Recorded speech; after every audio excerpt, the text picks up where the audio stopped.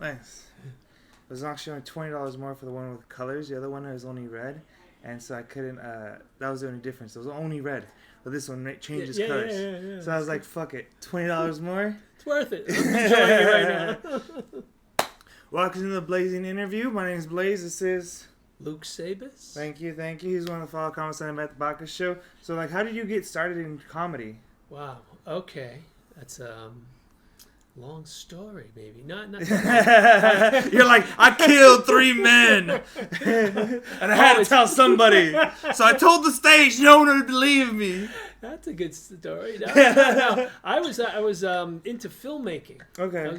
I made a film, and it was a dark film, like a really dark. But I want to try and make another film. Nice. And I wanted to do a comedy, and I kind of wanted to get the comedy thing going, just like the joke, more jokes in the film. Yeah. So I thought, okay, it'd be a good idea to do some stand up, learn how to write jokes better. Yeah. And then this was like 4 years ago, and I started doing that, and I just kind of got into it. And just kept I kind of let go of the filmmaking a little bit. Really? Because either anything takes a lot of time, right? You know, like filmmaking takes a lot of time. Yeah, I mean, stand up takes a lot of time. Yeah. So it was just, I don't know, I kind of fell in love with the stand up. Nice. What was it that like drew you more towards it versus like the filmmaking process? Like, what are the differences that drove you towards doing that? Yeah, the main thing actually is like it's in the film I made. It's like a low budget film, like a low budget indie film. When you do a low budget film, it's a lot like this. It's very self produced, kind of like you do a lot on your own, and it was very isolating. Actually, I mean the problem, like when we had the film shoot itself had lots of people, but like when you're doing it, like the editing, the writing, and everything like that, it gets very isolating. And so I was kind of spent a lot of, and the film's the big difference. Film is like a big turnaround, long time turnaround time. Yeah. Right. I mean, it takes you write it, you pre-production, produce it, everything. Every step takes a lot of time. Yeah, months, years. Right. And it did. So, but what I like about, two things. One, I wanted more interaction with people. Yeah. So, because I was going a little crazy. I was even getting a little bit into like VR.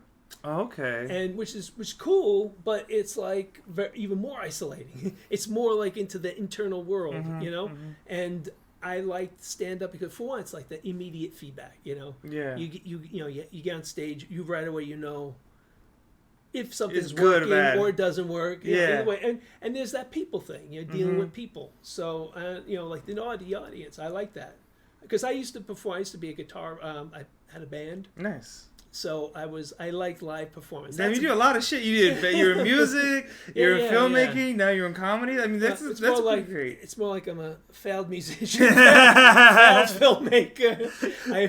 So far, I haven't failed stand up yet, not yet, and I haven't thrown in the towel. Because some people ask me, I do massage, as you do, and you know that, and people talk about, they joke about, I'm sure you hear it, like, do you do happy endings? Yes. And I say doing massage for me is a tragic ending to a life of unfulfilled dreams and hopes.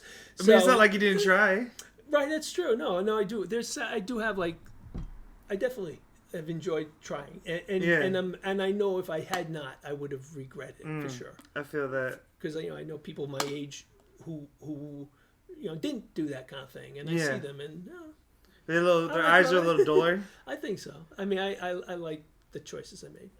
I mean, I agree with that. I agree because so far, there's probably 1 or 2 choices I'll take back here or there, but sure. 1 or 2 women. Married, ex-wife have that thing. Yeah, that's always fun. I mean, the thing is about having all these different things you've done. You're so experienced. So I feel like that gives your comedy just a little bit more broadness to it. So many things you can talk about. Right. Yeah, I do talk a little bit about all that stuff, about the filmmaking and the downside of it. Yeah. Did you go to school for it and everything? What's that? You went for school for filmmaking, right? I went back to school for, I went to LACC. I was out here and just kind of went through the film courses there, Yeah, okay. So then how did you transition to filmmaking, being a musician, comedy? Right. When did you start doing the massage in between then? The massage I did before the filmmaking. That was sort of I I'm from New York. Okay. Right. I did the music thing in New York. That's where I was doing. Okay. That's I had a band playing. I don't know if you like play on Bleecker Street. CBGBs played there. Okay. Once, That's places cool. like that. Then I got into acting. Like the band thing kind of broke up when my bass player was a classic rock and roll story. Had a heroin problem. No. It did. And I'd been through a bunch of musicians, and at that I'd been doing it for a while, and just kind of got a little burnt out on it.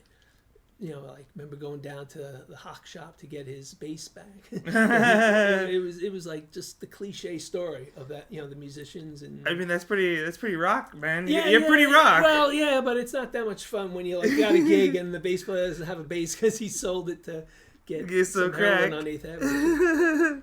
I mean, that's funny and sad all at the same time. Oh, it's funny now. No, it's funny. Now you're like, fuck, Jason. That's exactly it. Yeah. Okay. So I from there I got into acting in New York. I was doing that for a while. Then came out here. I was married in New York. Okay. Married too young, and knew it. Always knew it, kind of thing. How old were you when you married? 24. That's pretty. Yeah, it's young. It's not. I mean, it's not. People do do it. People do it. It's not that it's crazy young. I mean, yeah. But like, I was young. Yeah, I knew I was young. You needed to grow and live more. Yeah, absolutely, I get that. absolutely. So that's Lucy wants to grow more. Lucy's great. So I got into acting at that point. Did that, and then I had a girlfriend out here. I met in New York. She moved out here. Okay. I came out here to act, to be with her, to act. More be with her? Or be... Oh, that was part of the problem. Oh, it was, no. I really, it was part of the dilemma. I remember. You don't have to talk about it. You don't have to talk about it. No, it was like, because it's like it was for both. It was for both. Okay. But like when a woman asks you that question, it's like, what do I say? What do you? You can't say no. Well, I'm not sure, because she had a problem. Like she said, well, you're not just coming out here for me, are you? Because it was like pressure.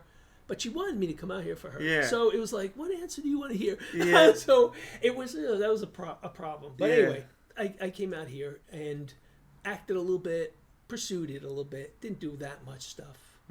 Did a little, like probably, I was like, the biggest speaking part I had was actually like a General Hospital had like a under 5, they call it. I was an orderly in the mental institution. That's cool. You know, yeah. obviously, I could see you doing like one of those the drunk cop, like the drunk detective. I can see you. Know what I mean? You're like the grizzled. You got the beard. You're like shit's shitty. I can see it. I'm too old for this That's, shit. you know, this shit kind of you get that vibe. Like, you know, you're a good guy at heart, but you're rough around the edges. Yeah. Thank you. I like that.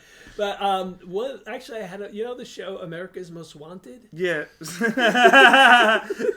were one of the suspects. Let me clarify. No, I was they do these reenactments. Yes. Right? Okay. Yes. I've seen the reactions. Right. They're pretty good. Yeah. I was cast to be a criminal, but it was the reenactment. I wasn't a real criminal. But anyway, we shot the thing. It was shot out in San Bernardino in the middle of the night. It was a cool acting job. It was paid well, and it was, and it was going to be on TV that Saturday. Ooh. They do it really quick. Yeah, that's pretty quick. They're trying. It's like a Wednesday, Thursday night. Okay. They do it, and then they air it right away. Damn, that's pretty quick. But I get. It's a segment, but the whole idea is they want to catch the guy. Yeah. So they want to. It's a quick quickly. turnaround. That's amazing. But here's the problem. We do it. We shoot it. It was like a cool little scene where I'm an escaped prisoner or something like that. Anyway, between that time, I forgot it was like Wednesday night or Thursday night and Saturday, they catch the guy. Oh.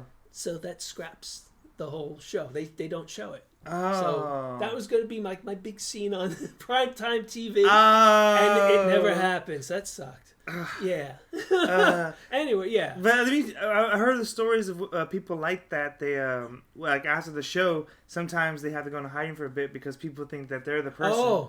Oh wow! Right. Well, I avoided that because they didn't. Yeah. No. Yeah, but then acting. So you came out here for acting. So that was acting. So I did that for a while, and then that's when I got into massage. Like at that point, I started. Went to school for it. There's a lot of failed actors in massage. Yeah, right. But I didn't look at it like, well, I'm a failed actor. I feel like it's a good job. Before that, I did like office where I worked with computers. Yeah. And it was like full-time job, and that killed me. That was like, I didn't like it. It wasn't even the work. It was more the hours and the like 40 hours a week, whatever. It wasn't. So what I thought, why I did massage is, well, okay, that's more like it's not as much. It's for me. It's like part time. Yeah. You can't really do it 40 hours a week. You can't. It's too much. Too much. So that's why I wanted to do it, and that's when I got into massage. And then I was thinking, like I was doing the acting, but I wasn't really doing. Your heart wasn't in it? No, I wasn't booking anything. I wasn't working. I mean, the heart wasn't in it. It kind of goes together. I mean, when it's not working. But then I thought, okay. I thought, like, what would I do if I had... You pass gas. Sometimes you do that. Lucy. Okay. We got it on camera. And hopefully. Anyway, I was doing commercial auditioning, and I was thinking, okay, for a moment I had like a moment of confidence where I thought, okay, say I start booking commercials, and I didn't have to work. Like I thought, like, well, what would I do with my life? Like if I had money and I didn't have to worry about working. I thought I want to make a film. Like I want to be a filmmaker. So the money part didn't come, but at least it made me think, like, well, what do I want to do? What do I want to do with my? And that's when I went back to school at LACC. And went through their program, filmmaking program there, and it was really good. It was nice. It was very good. It was very cheap, and it's not. It's LACC. Yeah. But it was good. I mean, it's a pretty good program out there. It was very good. Like one of the really enjoyable, educational experiences for me. I really, I liked it. So comparatively to the massage, I like massage. I mean, to be fair, when you're in class, you're either giving or getting a massage. That's the best part about it. Right. What I like about massage though is it was similar. It's like it's practical, as in like I went to college for computers. Yeah. That wasn't that practical. Really? No. I mean, maybe I saw it was kind of before they really knew what to teach. Perhaps it wasn't a good education. Really, it was a piece of paper. Like that did get me a job, but it didn't really teach me a lot. Where I thought like massage and the filmmaking classes I took, it was she's indecisive. It was very practical though. It was like the massage. It's like you take class. For me, it was like 9 months of classes, and then I'm working. Yeah, and it was then you learn more on your job. But obviously, but it was very practical. It was like very everything I learned I used to some degree. So I like that. I like that. So I mean, it's a lot of stretching. A lot of time people drink water and eat healthy. I mean, it's very intuitive stuff. Like there's a lot of things like it's hard to do. Right. All right. So, can people find your film? The independent film? Yeah. It's on Amazon. It's it's called Missing Child. Missing Child. Yeah. It's a dark film. Let me preface this. There should be a warning label on this. If you are sensitive.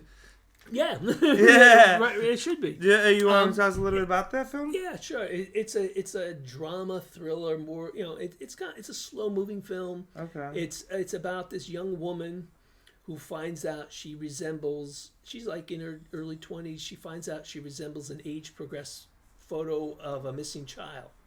Oh, and she was raised like she didn't know her real parents, so she's thinking this could be her that she's finding. So the film is about her meeting a man who's potentially her father, and. Yeah, so and then we're gonna find out. Yeah. We gotta watch the movie to find out. If she finds him. Yeah. But okay, that sounds interesting though. Yeah. It's interesting. I think it does some good stuff about it. How'd you come up with the inspiration for it? Like it was seeing these like those missing child listings. You see them, and then it's kind of sometimes like most of them are like somebody who's missing like 6 months ago or something. Yeah. But then there are some that people are missing like 20 years. Yeah. And they're still considered missing. Yeah. Like they don't. And I just found that interesting. Like, well, where are these people? What is it? So it's very disturbing too. The idea that someone is like, snatched out of someone's life and just completely... That's a great thought. Like just think about like, what if you're that missing person and you see it and it's like kind of resembles me. Right. Then you gotta think about like, well, maybe like her childhood and stuff like that. Like where is she living? How is she living? I mean, that's a very interesting Oh my goodness! Yeah. Just thinking about it. I'm just thinking about it. I'm like, I gotta watch this film now. That's actually I like the premise of it. Yeah. So it's so I did that, and it was fun. I liked it, and then that was the point where I wanted to get into. I had another film idea, which was more of a comedy. You see. That's all right. It was more of a comedy, and that's when I kind of got into the idea. Well, I want to, I wasn't really intending to like get into stand up. It was just sort of do it, learn how to write jokes better, that kind of thing. And then when I got into it, I really liked it, and it's like, oh, let me continue this. So, and that's. I mean, you could always take like comedy classes. There's a lot of great comedy classes here in LA. I took some of like the stand up classes. So. And it helped, but the thing was, I'd like to. I still think I I wrote a feature film script for this story, but it's the whole thing about filmmaking. You need money, So, but one thing I like considering doing is like maybe making to like a TV series, like a sitcom, or maybe even like a web series type of thing. You can do like a YouTube series thing. Yeah, that's cool. That's still a good idea. I mean, like you said, a lot of it's just self-produced. Right. Yeah. But that's the great thing about nowadays. We can do that sort of thing. Yeah, cool. Beforehand is so much harder. Like this stuff it honestly took a few years to accumulate. It's even stuff that happened overnight. Like this stuff took I had the camera the longest, and then I had the laptop. Right. Then the lights came and everything. Wow. So it's like it was one of those things. It's like it just like you say, it just takes time. Right. Like, what's stopping you from making this next film? Just the money and all that? Well, right now I'm doing the stand up. I like stand up, and it's. I want to do more stand up. I want to kind of get something going with that, a little more solid. But nothing's. I mean, it's just time more than money, I would say. Just because I spend most of my time. I do work, massage, pay the bills, but then. When I'm not doing that, I do the I do work on comedy. Yeah. I get out there, try to get on do mics, do shows, whatever. But I know guys, like recently I was thinking about like rediscovering, looking at the idea again, seeing how I might be able to package it differently from what it was. Because like I said, it is like a feature film. Mm-hmm. I made a short version of the film. It's not a version of the film. It's like a prelude to the film. I'll tell you. You want to hear a story? Okay. It's called Ghost Tenant. The film. It's a comedy. Okay. It's about this young guy, kind of in his early 20s. He's like living in his first apartment in his life, kind of first out from his family, kind of for the first time. Okay. And he's living coming in of age kind of story. Coming of age kind of story. Okay, learn how to grow up. It's that age. It is that age. I wouldn't necessarily call it. It's more of like a. Well, let me tell you about it. He's living in this apartment, and it's like in the New York City, kind of like an old apartment type of thing. And he finds there's an old man like living there, like a squatter kind of thing. He thinks, but what it turns out to be, that old man is actually a ghost that only he can see. And the old man, the ghost, when he died, I go over this in the short film beforehand. The old man, he had dementia. So whenever you see ghosts like in stories and TV, whatever state they're in when they die, that's kind of the way they are when as a ghost. Yeah. They don't go back. If you're old, you don't go back to being young, or young, you don't become old. You are whatever you are when you die. That's the way they portray it. Yeah. And I went with that idea. But his thing was, this old man, when he died, he had dementia. He had like memory problems. He forgets. Yeah. So this kid, young guy, he's like in his 20s, he's living with this old man, but this old man doesn't know he's a ghost. Sometimes he forgets he's a ghost. And this guy, when you're in your 20s, you don't want an old man living in your apartment. So it's like he wants to get him out of the apartment, but then he gets kind of almost like he feels sorry for the guy. Like because the old man is sort of like he's dead, but he's afraid to go on to whatever's coming. It's not a religious thing or. I know this doesn't have to be religious, Yeah, but the idea that, like, I don't know, like afterlife, who knows what's there? It's like, I don't know. But I feel that. I do feel there is a place, like when we pass away, like when, say, a doctor says you're no longer here, you're dead, there is something between there and wherever we end up.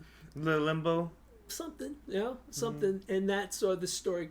The ghost in this story takes place in that space. Okay. So that's and cool. It is a comedy, because the comedy is basically this young kid who's like not really. Yeah. He doesn't really want this old man in his apartment, and the old man thinks this young guy is sort of like his caretaker, and he's like, "Oh, you're here to help me out," and it gives him his ghost diaper. Kind of that idea. Hopefully, as a ghost, he gets under control. But right, you hope so. This is like, you don't know, just waste bile. Right. Oh, that's great. You can make a Ghostbuster reference. Yeah. Well, So, you didn't do comedy in New York, right? No. Have you ever gone back to New York and done comedy? No, I want to, because I haven't been to New York. I used to visit like a lot, like twice a year, and it was almost like once a year. But since COVID, it was kind of since COVID. But the last time I'd been there was before I started comedy. It was like, ooh, I forgot now. It's been that long. Really, 2018. Ooh. Like May 2018. It's like over 4 years. Okay. And just one of those things you just haven't had time. Well, and COVID is like I would have gone for sure like around 2020, and then COVID. So. I didn't mind going. I remember I was like looking at flights in like March of 2020. I was like, hey, if it's cheap, fuck it. Because right? no one was. But I have a sister there. And she has family. She's like, no, stay away. And I understand that. I get it. Yeah. I don't know, especially with our job. Yeah. Right. I mean, I have some clients like they're like, no, you have to wear a mask. Some clients they don't give a fuck. It varies. It varies. I have a few that with the masks. Not many now. You still have that mask? Like some of them. Yeah. Some of them. It's one of those things. It's like, oh yeah, I'm quadruple vaccinated. Boosted. I'm like, all right, whatever you want. Like whatever makes you happy. I have a lot of confidence in that booster. All right, whatever. Who cares, right? Yeah. But like, what were some things that like you felt like was different before and after the comedy scene after COVID? Oh wow! Because you know what I mean, I felt like it was different. Because like beforehand, personally, I wasn't really in comedy before COVID. I was just I was in the area. I was like always going to shows and stuff. Right. Okay. I had a lot of friends in it, and well, the thing is, I felt like there's so much like separation. People weren't caring. People weren't like being friendly. Not they weren't friendly, but it was more like they were just putting too many walls up. Now I feel like we're more of a community. Like we're more willing to go out there. Hey man, what's your name? How you doing? Like talk to people. So you think people that after COVID it brought people together a bit? Yeah, a little bit more engaging. Like I feel like people are more willing when they're at shows to like go up and talk to you instead of like just sit on their phone and then get up and go out. Right. That's probably true. I definitely think there's a little bit of that. Well, that isolation. When you get isolated and then you have an opportunity to see people, I think people do bring down the guards. I haven't thought about it. It's definitely different. I could definitely say that I haven't really thought about what the differences are. I kind of think that may be part of it. Just the idea of people maybe there's a little more friendly, more of a community. But it's also I don't know, so many different opinions. Well, like you talked about your clients have the different opinions about how to act during COVID and whatever. And it's a little bit of that with comedy or comedians. I feel like some people are more cautious, some not as much, and most are not as much. No, I mean it's like, bunch of degenerates. I mean, I don't. Yeah, I mean, there's some comments that cared about COVID. Others are like, but they probably wouldn't come to go out there as much. A lot of I got COVID twice. I got it in February of 2020. February 2020, right before the shutdown. So that's when I got it. Are you sure you got it? Yeah, I was sick like a dog. I took like halfway through, like after 6 months when they started coming out with the antigen test. Yeah. I took one of those and it turns out I had COVID. So you totally had it. Wow. I had it. I was sick like a dog. And my bones were shaking. Wow. I was just hardcore COVID. I didn't lose my taste or I didn't lose my smell. Wow, but you had the first one. I mean, the main the main one. I get, but I was like, I was sick. Like I couldn't sleep. I was like shaking. I was just like, my bones are hurting. Like it was bad. It was a bad. Like if you just said, honestly, it felt like the flu for me. Because I had the flu before. Right. That's what it felt like to me. What did you think you had a flu back in February 2020? Yeah, I thought it was just a flu. Right. So I was like, then afterwards, like during COVID, I was like, oh, okay, I already had it. Been there, done that. So it's kind of like, do you know where you got it? You think you know? One of my clients, I think probably. Yeah, I mean, or was it one of my clients, or it was one of my, just going out and about. Right. Because it's not like I was staying home. Right. I was like going bars and stuff. Yeah. You know, hanging out with people. So it's Yeah. like I could have gone to so many places. Yeah, yeah. I mean, both places, both times for me, I think it was comedy, doing comedy. Yeah, that sounds right. The first time it was like July 2021. I think it was maybe the Comedy Store. I was there. It was there, right? It was a short period of time where things kind of opened up briefly in 2021. I don't know if you remember. It was they opened up and then boom. Yeah, it was opened up just enough to, for me to get COVID. Yeah, it was just like right there. Yeah, and then the other one I got it. I don't know what I don't remember it was not long in May, just now. But that was not bad at all. That was like not even a cold. It wasn't bad. First time was worse. First time I did lose my sense of smell, not the taste, but the smell. I did, and I had like fever at night and stuff, but it wasn't that bad. It wasn't. It was weird. It was weird, not bad. It was weird. That's how I felt about it. Like it was like it felt manufactured. The first time. The second time was more like a cold. Okay, yeah. I get that. Yeah. So you just like checked to see, make sure. When in May, it was like you just felt like it was cold and you just checked. I did. Like I'm working, so I wasn't feeling well, and they don't. If you're not feeling well, you got to call and let them know, which is kind of cool. It's like you can get out of work real easy. In the old days, you have to really fake it, and now it's just like, oh, maybe I don't feel well, and so I was like, okay, stay away. Stay away. You don't need you over here today. But I called in sick and then got just a at-home test, and it was positive. The first time I had tests like the PCR test at Kaiser, where it's where I get my stuff done, and that tested positive. Second time was that at-home test. Test.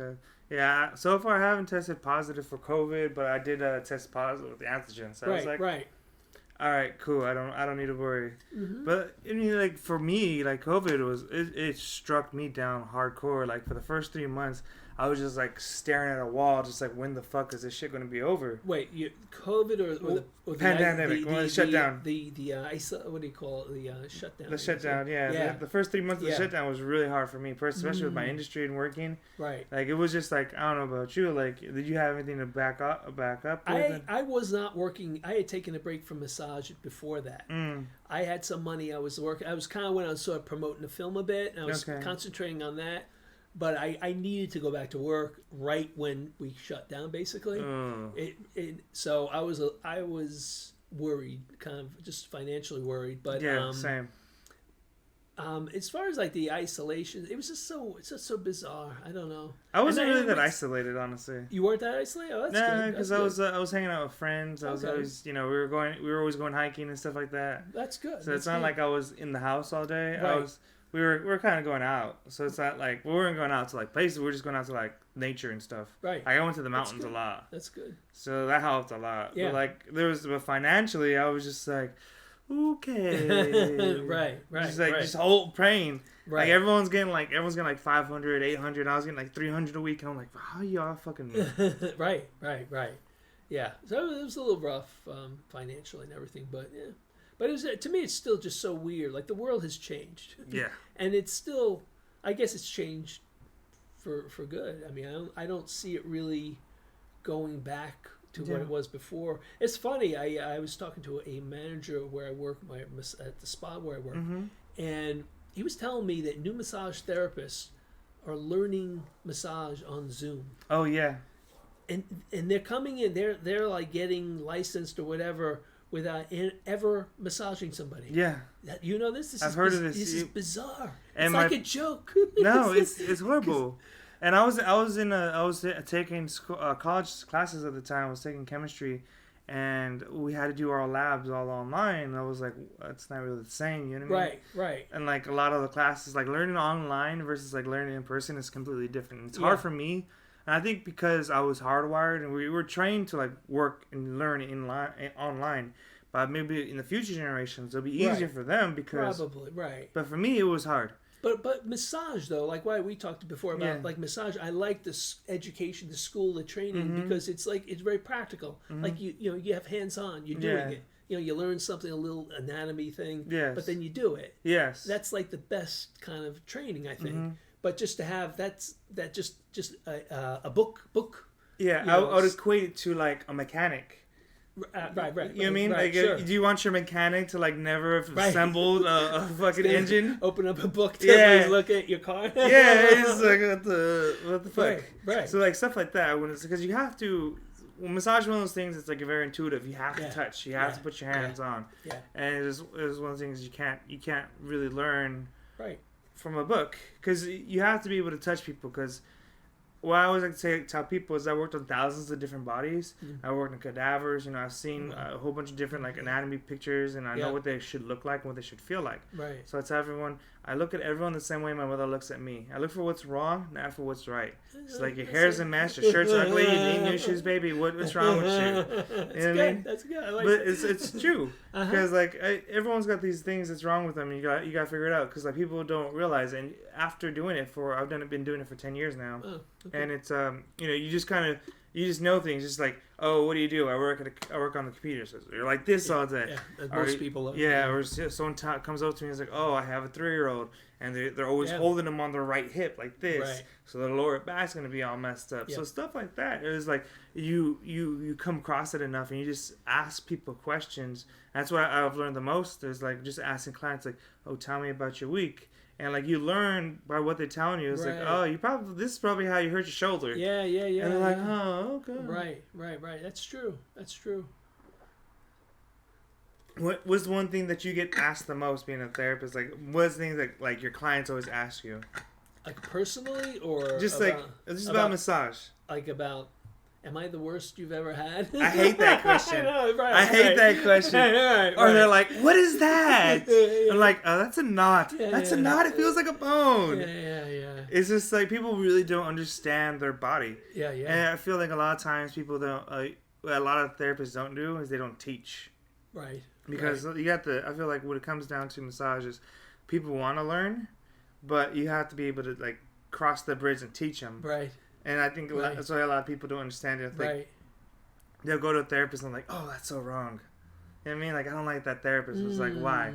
Because they probably didn't properly communicate. Yeah. Because there's a lot of communication that has to go through massage. Because like different areas are more sensitive. Some areas need a little bit more pressure. Right. But it just depends. You sound like a good massage therapist. You do. You sound like you care. I don't. You're faking it well, because I don't. Well, I don't. I can't even fake it. That's my problem. It's like, I don't care. No, I mean, I care when I'm massaging them, but it's hard for me to like invest. Yeah. Like kind of what you're talking about, like invest in that person's life. Well, it's more like it's not caring, but it's more like just like it's good. It's about having a conversation. Sure. You know what I mean? Yeah. Crossing that bridge, because honestly, I get bored. Oh, okay. You're in a dark room. You're in a 10 by 10 room for 60 minutes, and you're just like, just quiet, just quiet. That's boring. Yeah. Some people, but that's how it is. Because some people they're yappers, and some people are just they want nothing. So you like communication throughout the massage. Yeah, but it's also informative. Like I'll ask people is like, how do you sit when you're watching TV? Right. You know what I mean? Are you facing TV straight on? Are you turned to the side? Are you usually lying down? I ask people, how do you sleep? Do you sleep on your side? Do you sleep on your back? When things is like your pillow size.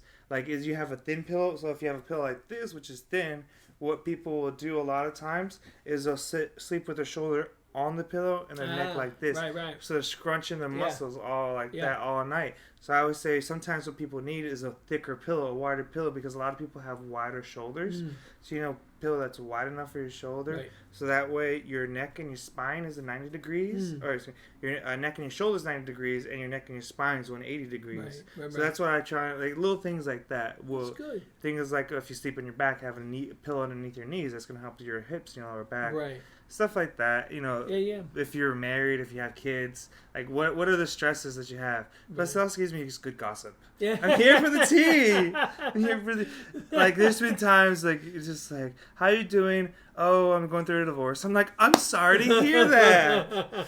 Oh, you're like, I don't. I don't know if I feel comfortable when people start divulging things. Sometimes they do. It's just like I don't know. That's part of the therapy. It's part of the therapy. I guess so. Yeah. People tell you all about their lives, and you're like, okay. Sometimes they tell you a little bit too much. Yeah. Sometimes like I have people tell me about like their affairs, like their personal affairs. Right. Like people say it was like, oh, I have one lady I used to work on. She older lady, she's a Trump lady, and she's like, now I know that you're not really a Republican, but I would really consider you should vote for Donald Trump. Oh boy. I was just like, all right, thank you, man. I just don't try to talk about politics with my clients because so I'm just like, okay, all right, because you were talking about it, and I was like, oh, okay, that's interesting. I didn't know about that. And they're just I play more dumb about politics than I lead on. I was like, oh, okay, why do you feel that way? Like, I don't really know about politics. I don't really pay attention. Okay. Now, do you not, or do you pay attention? I pay a little bit of attention. I pay enough attention to know, like, to know how to avoid conversations. To like know how to like. I know enough. So that way I try and play the middle. I was like, I don't really know much about it.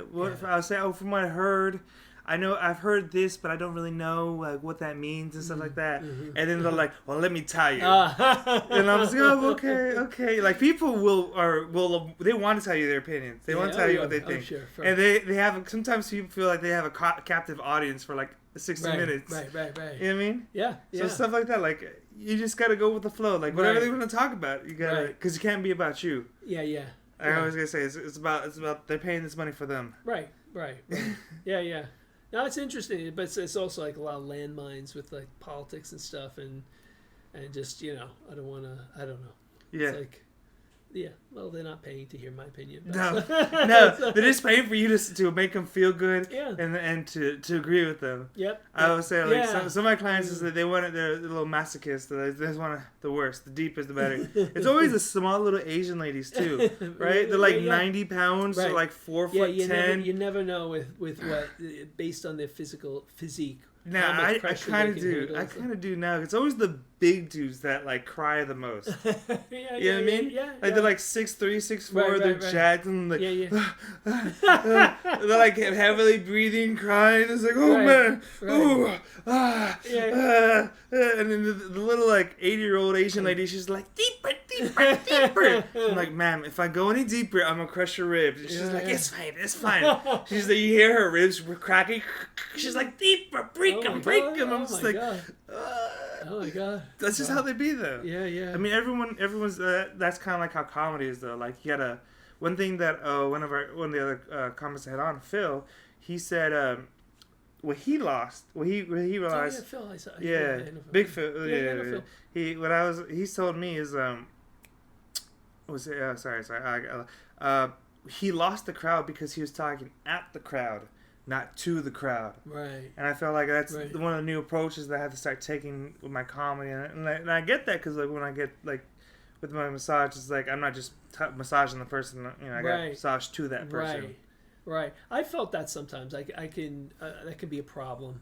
I think sometimes when we get very passionate about something, then we can tend to do that, like talk at them, and that's when you get a little too excited. Yeah, and maybe too emotional, and sometimes you don't get away from the funny. You're just sort of expressing the point rather than making jokes. I mean, we all want to be George Carl, don't we? Oh God, yeah. Every comic thinks they're George Carl. George Carl. I just saw him a special of his jamming in New York. Is like from 1992. Okay. He's so damn good. Yeah. It's like he's so good, and he's just so passionate, and just like and he's not like, I think you'd be described. I'm sure you think of himself as a liberal progressive. Yeah. But he goes after either side. Like he was in this special I really recommend it. It's like on Amazon. It's really good. He's like he's trashing mostly at the time Republicans with like war that were involved in at the time. But then he gets into environmentalists, which are like the other side, and he with the same kind of passion and fervor and just that a direct attack. He just goes after both. It's amazing. It's a little dark sometimes. It's he gets. I mean, everyone loves the 7 words you can't say. Yeah. I mean, that's the all-time like the 7 words. I feel that was the first like time everyone ever hears them because that's like it's the cleanest, yet it's the dirtiest. Yeah. Because like when you really think about it, it's like these 7 words, and it was just like if you say them, you're in big trouble. I just saw a special on Amazon. It's called Can We Take a Joke? That's what it's called, and it's like from 2016, and it's basically just talking about the political correctness, and they talk a lot about Lenny Bruce. Yeah. And Lenny Bruce, he sounds actually, I'd swear it sounded like George Carlin when Lenny Bruce came before him. Way back in the early days. But I definitely think George Carlin was very influenced by Lenny Bruce. As you could hear it. And it's just like not in a lot of the way, just the 7 words thing. Like Lenny Bruce would get into words like that as well. Yeah, and he was one of the people really pushing it because he was out there in jail. Yeah, I mean, everyone. He had a lot to lose. Everything, I mean, he had so much more to gain. Yeah. I mean, but now we're not being thrown in jail for saying we're getting slapped and possibly stabbed. Right. Yeah. Oh God. Yeah. Yeah. I mean, do you feel like wokeness has taken over comedy or anything like that? Wokeness is. I'm sorry. Can you repeat that? Has wokeness taken over comedy, or is it like? I don't think it's taken over. It's like it's there, but I think a lot of us are. I mean, the thing is, it's like. That's like a big top wokeness because where it came from wokeness. It's like it actually came from I read a little bit. I was from black community, from the 1930s. About dealing the black community dealing with prejudice towards them, being wrongfully accused of things, and basically were telling each other stay woke, be awake about what's going on, see what's going on, and in the last couple of years, basically white people have taken that word and say, oh well, we're going to make it about feminism, about sexual identity, and about all these things. And it's sort of like it's basically stealing the word from where it came. I mean, isn't that what black people are really good at? I'm just saying. I mean, it sounds like it. Well, but I just think when we hear and talk about it, and I don't know, it's definitely part of comedy on the local scene. I think, especially in LA, a lot of wokeness. I mean, what do you think about? For me, whenever I talked, because growing up, I worked with immigrants my whole life. I worked with Mexican immigrants, I worked with Japanese immigrants, Chinese immigrants, Filipino immigrants, and the one thing that I've always found is we always bash each other based on our race and based on our identity, based on your height, whatever the fuck. It was always we're just talking shit. Right. We have this one guy. I was working with this one guy. No one knows who he was. He was an Asian guy, but everyone just called him Chino. That's just it was Japanese, but Chino means Chinese. Oh wow, okay. And so these call him Chino. He's like, I'm Japanese, and it doesn't matter. No one cares. Close enough. It's but you know what? He got back. He was like, oh, you dirty wetback, or you beaner and shit like that. That's just how it was. And it's kind of like you just shit talk each other, and it's like interactions like that were was how I felt like we got close. We were just talking shit. It was never we meant it. Right. You know what I mean? Right. Because the intention is not the intention was never to hurt you. It was always to bitch at you or bullshit you. You know what I mean? Right. You're a fucking idiot. Right. I think that's the thing with a lot of this stuff. It seems like to me it's about the intention is everything. Where say if something is racist or if it's just somebody pissed off at somebody. I think those things get blurred sometimes, and I don't know. So I don't know. I feel like that's what people want. It's okay not to know, though. I feel people nowadays, because of the internet and everything, if you don't know, it's seen as a greater sin. If you don't know. Don't know what? Just don't know. That's what it's a broad term. Okay. If you don't know if you don't know, oh, you can't say that. It's why can't you say that? Or, oh, you can't do that. Why can't you do that? And it's oh, because of this. And I was well, why are you restricting it? Why can't I say this? Why can't I do this? And it's oh, because, you can't do it because it's going to make someone feel bad or it's going to look bad. Right. Okay, why, because, sticks and stones might break my bones, words will never hurt me. Right. Like when did that leave? Like that's because think about it. 1998. 1998. Like I'm not sure. I always think about how funny and stupid it is. Like TV companies are so scared of letters. Yeah. Remember letters? Like people, you don't even have to open the letter. You don't even know what the letter says. Right. But it's just a letter. Yeah. Like what you read 2 letters and you assume that's all the letters or what? Right. Like no, like the same thing with tweets now. Right. Like you really Twitter. Like I think they said like 20 or 30% of all Twitter or like bots. I think even more. I mean, with Elon Musk, I guess he's not going to be buying. He's not buying it now, but. He claimed it might be like up to 50% or something crazy. I wouldn't know, but think about it, like that's so simple to do though. I mean, it's not that hard to make 1,000 bots. I mean, it's just programming, right? And then all these bots just go like this one thing or try and and then everyone keeps hearing these stories like it's just a bot versus a bot. Like they're just glomming on to this one thing, and I feel like it's just this it's just people are just self-devouring, the self-eating snake kind of thing. You know what I mean? Right. Like I don't think people are as strong in their opinions as they really believe that they are. Right. Because like I'll ask people, like I always say this: the pro-lifers really do believe, and they will fight you to the death. Right. Whereas pro-choicer, I feel like a lot of them is more like passive pro-choicer. Like they won't go out of their way to like really try and make pro-choice a thing. Right. You have like pro-lifers will bomb an abortion clinic. The other side doesn't seem to be like that. Yeah, I mean, so they ain't got nothing else. What are they gonna bomb? Like a hospital? I mean, they do. I don't know. That's just sad. Yeah. But there's stuff like that happens. Like some people are very like fervorous in their in the thing. Like even a lot of vegans. Like during the NBA playoffs, there was these vegans that they were gluing themselves to the hardware floor. In the court? On the court. Oh. In the Timberwolves court, they're gluing their hands to it because the owner of the Timberwolves, he owns Tyson, the chicken company, and there's been a bird flu going around, so they had to kill all their birds, like millions of birds. Right. And so because of that, they're protesting the Timberwolves by gluing their hands on the. What happens to them? What do they do? With the chickens? No, the people with the hands glued to They remove them. Oh boy! They got to get like special solution and put that there, remove them, and then they go spend the night in jail. There you go. I mean, that's just how it is. But what were we talking about beforehand? Wokeness. I do think it's changing. I think we're moving away from it. I think people are a little. I think we're a little tired of it. People, I think it's gone too far. But I don't know. I'm not sure because I see different things, different groups of comedians. Yes. Some are very, very woke. It's like to the point. It depends where you go. I don't know. How do you feel about it? Like I personally kind of feel like I'm more of a, I guess you call a free speech absolutist. I get you. Meaning, it's not like I think it's all okay or to say anything, but I feel like it's more self-correcting when people like.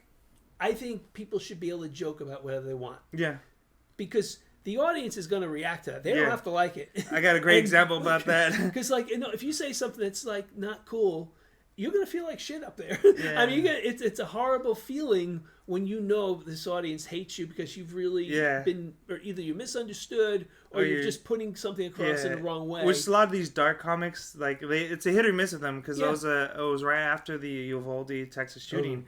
This one dude it was like 2 days afterwards. He was just doing a whole bunch of school shooting jokes. And one of the audience members, two of the audience members right in front were like, bro, this isn't funny. This isn't cool. And they just, in the middle of his act, they just stood up and left. Yeah. Well, that's good. I mean, that's their choice. Free speech. That's real free speech. Free expression on their part. And I completely agree. It's like, if you don't want to hear that, you have all the right to leave and get the fuck out of the way. Yeah. And and I commend those. Because remember, there's also things like free speech. Yeah, you can say whatever you want, but it doesn't mean you you're not free from consequences. As in, I mean, you say the wrong thing to the wrong person. Sure. And then the escalation. Name I mean, keep my wife's name out your fucking mouth. I mean, you know what I mean? to be fair, it wasn't that bad I of don't a know joke. if that was a good example, but I know what you mean. So, yeah. That's an example. I mean, Yeah. We'll say first off, Yeah, he had no right to do what he did. Will Smith. Yeah. I mean, if you really cared about it, like, you should have. Well, I think he's in the end he's gonna lose the most. He already has. Yeah. He already has. Yeah, I mean, for sure. he's got an egg on his face. Like, I feel like the only reason he hasn't divorced Jada is because he just wants to be seen as a good Christian man and stuff like that, good family man. Like, honestly, Will, leave, Will, leave. But the thing is, like I said, like, wokeness, the different crowds, like, you can't say certain jokes to certain people because, like, especially some people are a little bit more sensitive than others and more, like, keen, like, especially if you do a show in, like, West Hollywood, comparatively if you do a show in, like, East LA. Right. So it's like, it's completely different crowd. Yeah. I mean, and that's sort of the challenge of being a stand-up, that you have to navigate through that depending on where you are. I mean, because you can cross whatever line you want, but you do have to deal with the consequences, whatever. Yeah. I mean, you can't go up there in, like, East LA and, like, pretend to be doing, like, some gangster comedy and, like, go out there banging. And, you're going to be pulled up on. Yeah. And you can't go to West Hollywood and make, like, LGBT jokes. And, like, right. So there's stuff like that. Yeah. And I feel like people are just worried about, like, upsetting people. And I'm like, you shouldn't be. Because it helps you, like, create and further this joke more. Because people are so worried about, like, I always got to be this, I always got to be that. Right. But if you really think about it, the people who are upset usually aren't fans in the beginning. Right. Most times, I was never a fan of him and I'll never be a fan again. Yeah, right. And it's like, okay, like, the people who actually, like, listen to the thing, like, especially, like, the Dave Chappelle special. Yeah. Like, I loved it. And, like, everyone keeps saying, like, one of the best ones, one of my favorite of his is the car ride, the LGBT car ride. Okay. Where it's like the straights, the gays, and then the gays, the lesbians, the bis, and all those, and how everyone hates the bis. Right. That was one of my favorite ones, and, like, that's just, like, it's so funny, and it's like, we can all relate to it because like, I've had friends, we all have friends, especially when you live in LA. There's so many people who are, like, in between or gay, straight. It just. You just run. It's inevitable. You have to, especially in the field that we work in, in entertainment. Sure. Yeah. No, it's true. Yeah, but it is. I thought his special was great. Chappelle's special. I thought he's, like, kind of one of the few people that could do that, because I think other people. Because I thought the main point he was making that I liked was he talked about how he admired the gay community because of how much progress they've made since the 60s. Yeah. And he compared it to the black community that is not. And that's, like, true. Yeah. It's true. It's like, it's still more problems there where, the gay community to be fair, it's because the white trans women are leading the charge. Well, that's oh boy. We'll say, let's be honest, if the white trans women want something done, the white trans woman gets it done.